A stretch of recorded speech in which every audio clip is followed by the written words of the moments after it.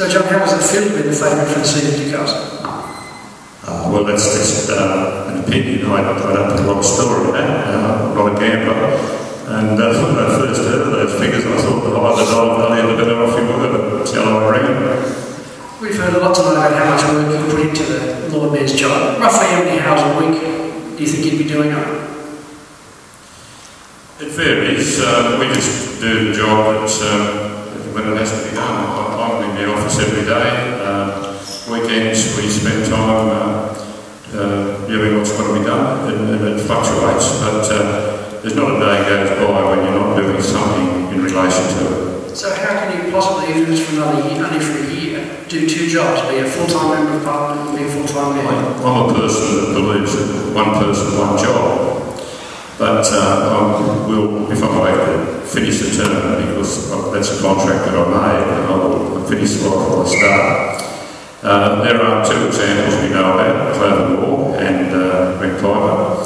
I've had a yarn to Greg, not just recently, but fairly recently, I guess, about how he goes about doing it. The thing is, of course, that the seat of Newcastle is wholly within the local government boundary.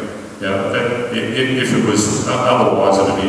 There's still only 24 hours in the day, John. Sorry? There's still only 24 hours in the day.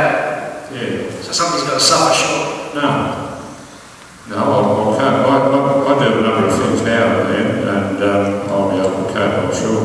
I mean, if I felt that I really couldn't cope, I wouldn't be doing it. Okay.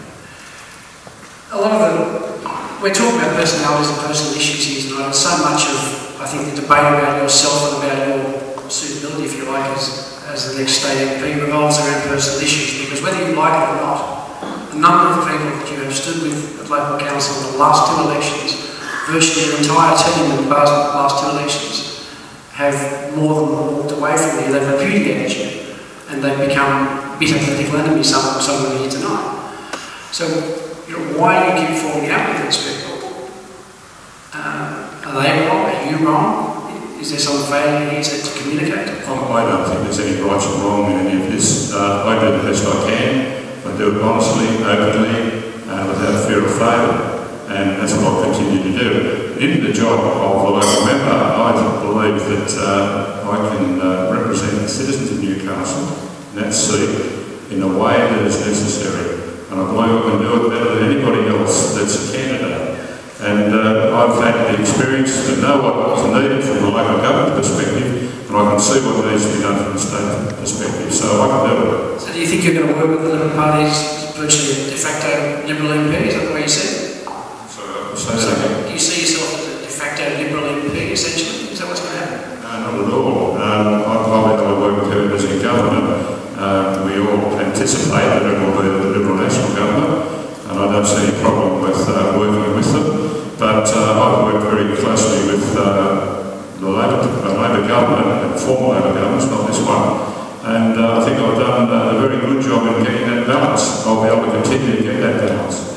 As I said, Jay, that very good job that you said you've done has been to preside for a lot of years over the decline of inner Newcastle, to the point where it's a national joke in some regards. And you want us to believe that you can lead us into some bright new future. If you have a look at from the time I became Lord Mayor, Jeremy's saying a number of times I've been in office for 30 years, well, it's not 28, some councils in recess.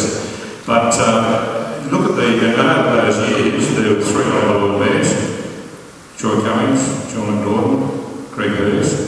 So I don't know what he says about that, the jobs that they did. But since I've been Lord Mayor, let me tell you, I was there about 5 weeks after BHP closed, and there were a number of things I was able to initiate straight away. The emphasis and the focus on tourism. In that first year, we improved the hotel awards and the Formula One. That led to the Crown Plaza, which led to the Ibis, and so that went on. During the years 2000, 2001, 2002, 2003, we saw many apartments built. The cash cry used to be, gee, it'd be good to see a crane in Huddersfield. Well, we had 8 at one stage.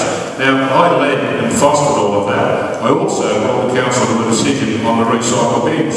There'd been a long protracted debate. In the first year of office that I was Lord Mayor, we took up the contract to have the recycle bins, and I thought that was a really good result. Yeah, these things are not achieved by an individual, they're achieved by people that work together. I think there's a lot. I can give you more examples if you've got time. Thank you, John.